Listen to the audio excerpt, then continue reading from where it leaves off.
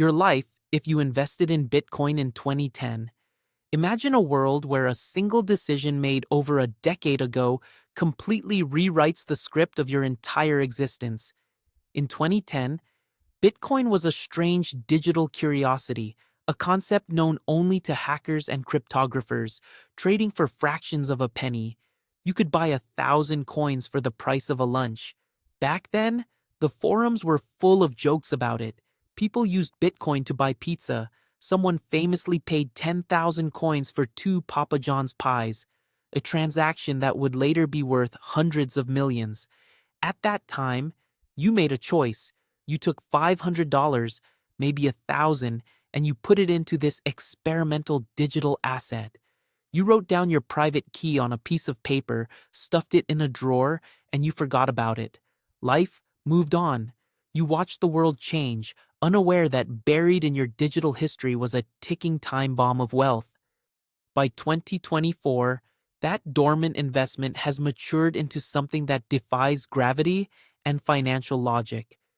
We are going to walk through how that one small action in the past fundamentally alters every aspect of your life today, from your mental health to your relationships, your career, and your place in society. The initial awakening of your wealth, the moment you finally realize the magnitude of what you own, is rarely a scene from a movie. Usually, you are sitting at a desk or standing in a kitchen, perhaps bored, scrolling through a news feed. A headline catches your eye. It mentions Bitcoin hitting a new all-time high, perhaps 6 figures per coin. You remember that USB drive or that sheet of paper in the safe. Your hands tremble as you locate your old password. You log in, the interface loads. You see a number that looks like a glitch. It has too many zeros. You count them twice, 3 times. You open a calculator on your phone and multiply the balance by the current price. The number that comes back does not look real. Your heart rate spikes, a cold sweat breaks out, and you suddenly feel lightheaded. You are no longer an average person worrying about bills. You are a multimillionaire, potentially a decamillionaire. The realization hits you not as a wave of joy, but as a wave of shock and terror. Your entire brain chemistry shifts. The safety you craved is here, but it feels heavy, dangerous, and unreal. You don't call anyone. You turn off the computer and you sit in silence for an hour, trying to comprehend that you never have to work again. The silence is deafening.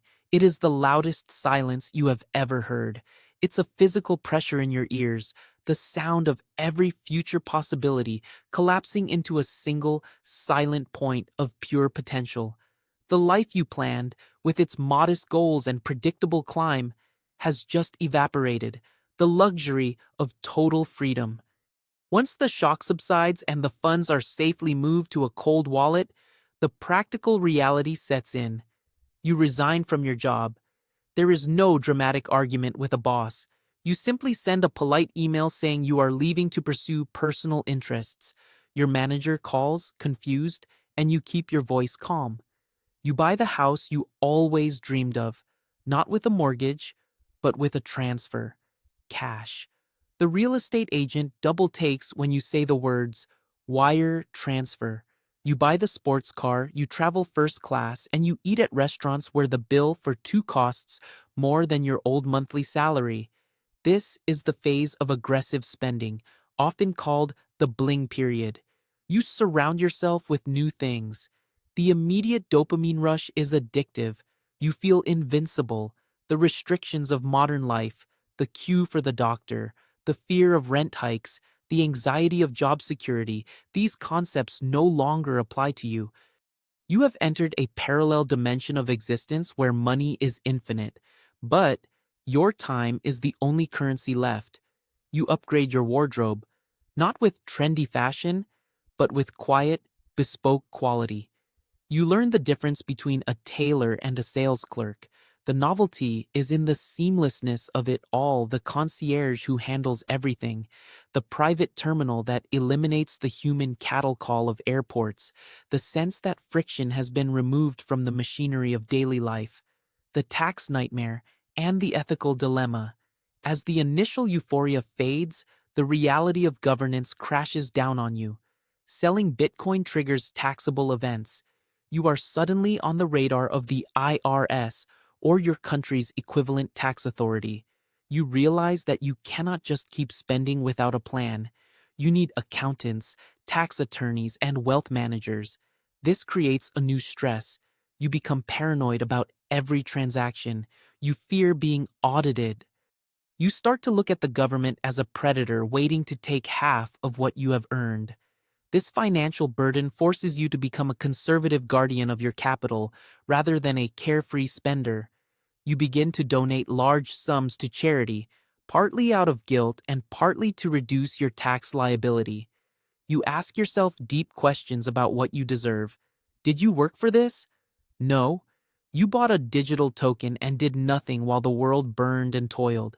This internal conflict can lead to a crisis of purpose. You have the means to do anything, but you feel you deserve nothing.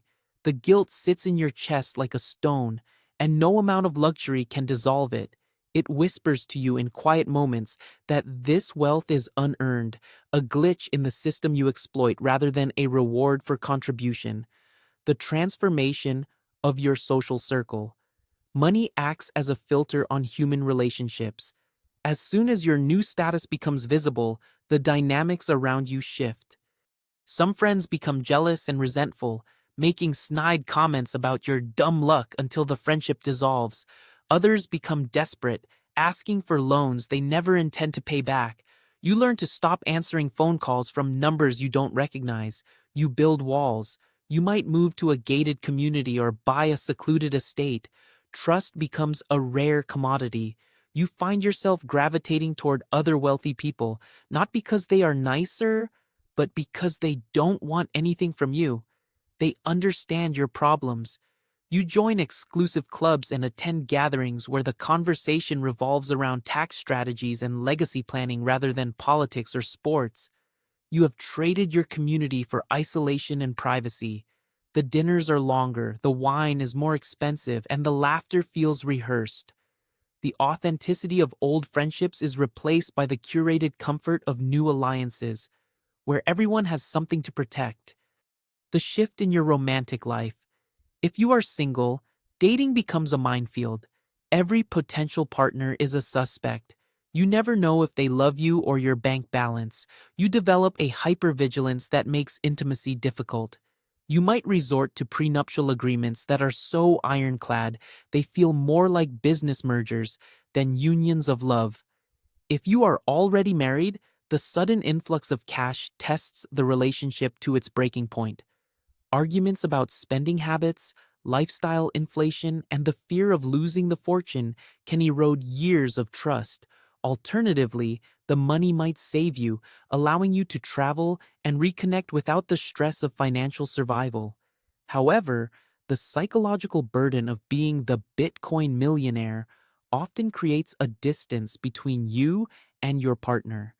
You are now the provider of infinite resources, which alters the balance of power in the relationship in uncomfortable ways. Conversations that once centered on shared dreams now orbit around asset allocation and risk tolerance. The spontaneous, joyful vulnerability of being two people against the world is replaced by a complex negotiation between two stakeholders of a very lucrative and fragile joint venture. The search for purpose and philanthropy. Humans are not designed to live without struggle. After buying everything you can buy and going everywhere you can go, the novelty wears off. The hedonic treadmill brings you back to a baseline of happiness. You realize that material objects do not generate lasting satisfaction. This leads you to philanthropy. You start your own foundation. You want to solve problems like homelessness, education inequality, or climate change. You realize that writing checks is easy, but creating change is incredibly difficult. You meet with experts, policymakers, and activists. You discover that throwing money at a problem often makes it worse due to bureaucracy and corruption. This educational journey humbles you. You learn that you are not smart enough to fix the world just because you are rich.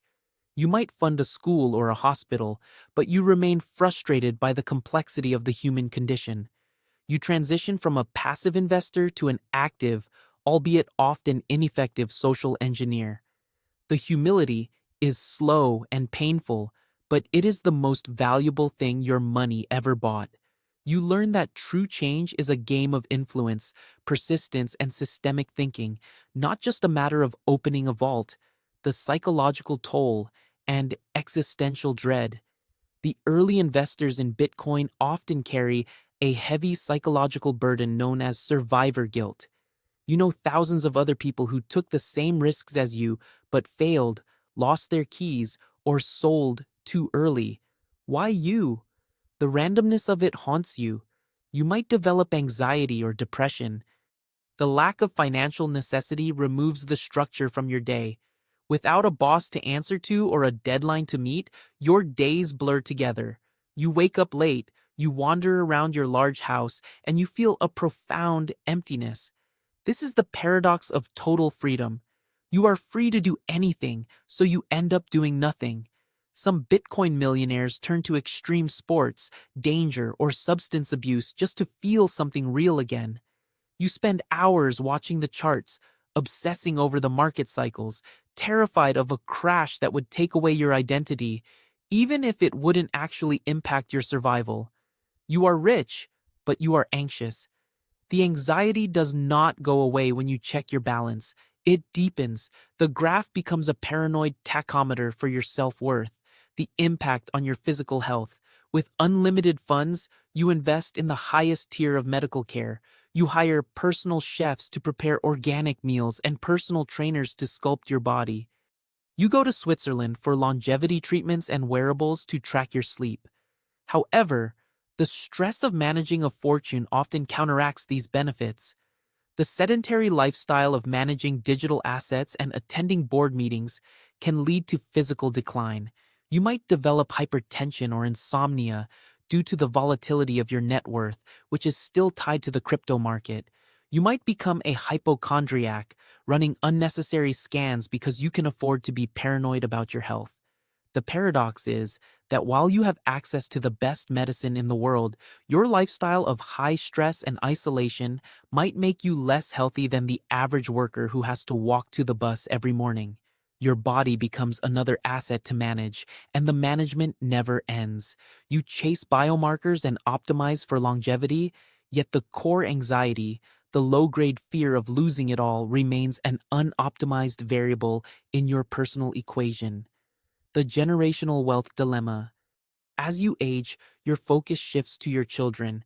You have created a dynasty, but you fear raising spoiled, entitled children who will never learn the value of hard work.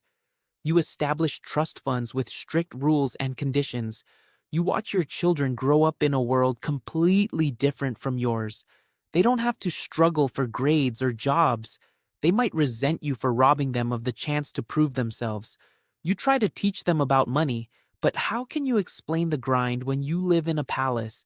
You might send them to public schools to keep them grounded, but the security detail waiting outside the class ruins that illusion.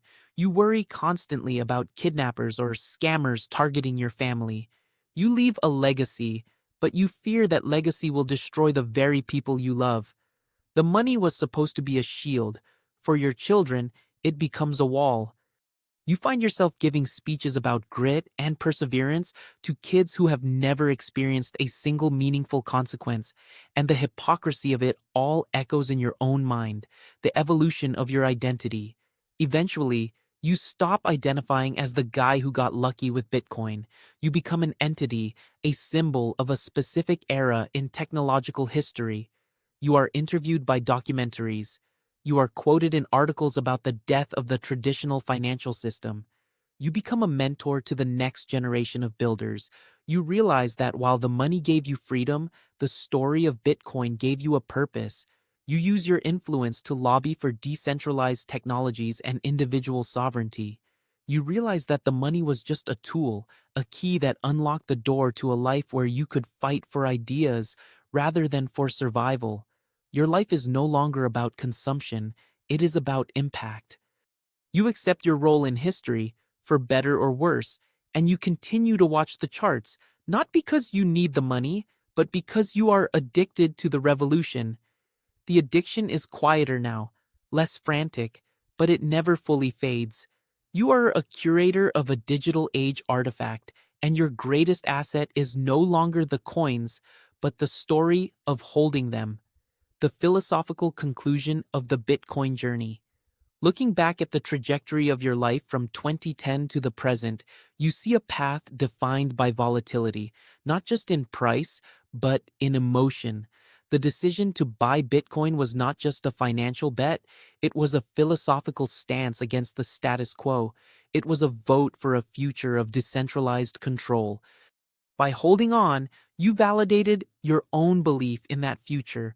You have survived the booms and busts, just as you have survived the personal ups and downs of sudden wealth. You realize that the Bitcoin millionaires who are happy are the ones who found something to care about other than themselves. The money is infinite, but the time is finite.